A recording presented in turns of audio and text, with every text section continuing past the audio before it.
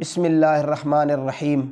میرے محترم سامعین و ناظرین، آج میں آپ کی خدمت میں روزہ کی توڑنے والی ان چیزوں کا ذکر کروں گا جن سے قضا اور کفارہ دونوں واجب ہوتے ہیں۔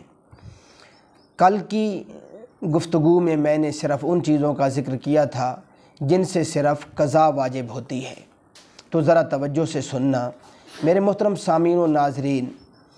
نمبر 1، رمضان شریف کے مہینے میں روزہ رکھ کر ایسی چیز جو غذا یا دوا یا لذت کے طور پر استعمال کی جاتی ہے، جان بوجھ کر روزہ دار اسے استعمال میں لے یعنی کھا لے پی لے۔ نمبر 2، اپنی بیوی سے قصداً صحبت کر لی یعنی قصداً جماع کر لیا۔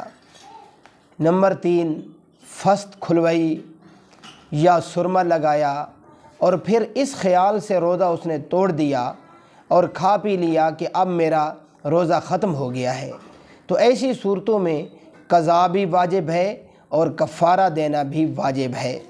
اللہ تعالی عمل کرنے کی توفیق عطا فرمائے۔